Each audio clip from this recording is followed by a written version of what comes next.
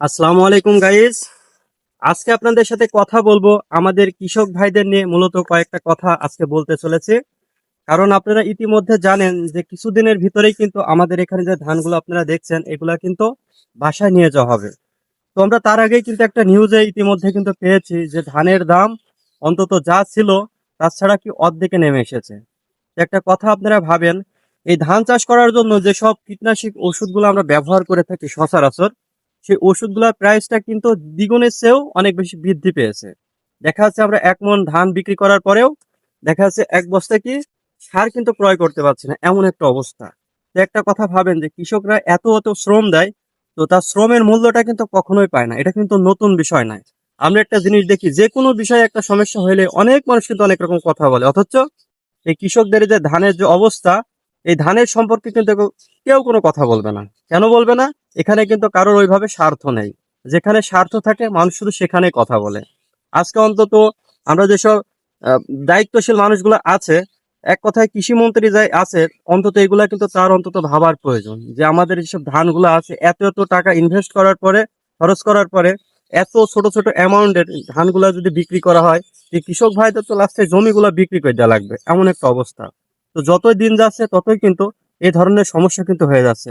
তো আল্লাহর রহমতে আমি জানি না এর সমস্যাটা কবে সমাধান হবে। তো ইনশাল্লাহ আমাদের ভিডিওগুলো দেখার পরে অন্তত অনেকেই অত বুঝতে পারবেন যে কৃষক ভাইদের কি ধরনের সমস্যা। তো এই সমস্যাগুলো নিয়ে কেউ কিন্তু কখনো কথা বলে না। শুধুমাত্র আমরা দেখি যে কয়েকটা কন্টেন্ট ক্রিয়েটার আছে যারা এই ছোটখাটো বিষয় নিয়ে কিন্তু কথা বলে আমার মনে হয়। কিন্তু এই বড় বড় যেসব বিষয় সেই সব বিষয়ে কিন্তু কেউ কথা বলে না। দেখা যাচ্ছে কারোর অসুস্থ হয়েছে সেই বিষয়ে কথা বলে, দেখা যাচ্ছে কারোর টাকার প্রয়োজন সেই বিষয়ে কথা বলে, কারো শারীরিকভাবে অসুস্থ সেই বিষয়ে কথা বলে। অথচ যেসব কৃষকরা কাজ করে এই বিষয়ে কে কথা বলে বলেন? এই কৃষকদের যে মূল্যটা দেওয়ার দরকার, ন্যায্য মূল্য, এটা কিভাবে তারা পায়? এটা কি কখনো কেউ ভাবছেন একবারও? এটা কিন্তু কখনোই কেউ ভাবেন নাই। তো সুতরাং আমরা যারা কৃষি কাজ করি আমরা কিন্তু এই বিষয়টা বুঝি যে এই যে ধানগুলা, এই ধানগুলা কিন্তু ছোট থেকে বড় করা এতটা সহজ নয়। এটা চাইলে দেশেই করতে পারবে না, শুধুমাত্র কৃষকরাই পারবে।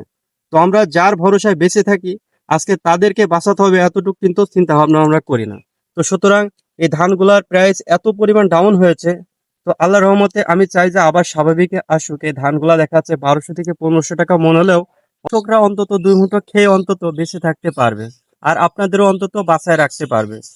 যার কারণে আপনাদেরকে আবারও বলছি, এই ধানের প্রাইসটা অন্তত একটু ভালো মাপের করার জন্য চেষ্টা করুন। কারণ এই ধান মন এখন দেখা যাচ্ছে 500 থেকে 600 টাকা কেজি মন। তো এই যদি হয় ধানের অবস্থা, তাহলে বোঝেন যে কৃষকরা কিভাবে 1 বস্তা সার ক্রয় করে। যেখানে একটা সারের, 1 বস্তা সারের দাম দেখা যাচ্ছে 1500, 1800, 2000, 5000 এমন। তো কিভাবে সেখানে 1 মণ ধান বিক্রি করে আপনার এই ধানগুলা ফলাবে আপনারাই বলুন।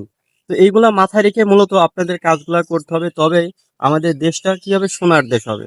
তো এই যে আমি যে জায়গাটাতে আছি মূলত, আমাদের পিছনের সাইডে কিন্তু আপনারা দেখতে পাচ্ছেন যে এত এত পরিমাণ কিন্তু ধান চাষ করা হচ্ছে, এই যে দেখুন।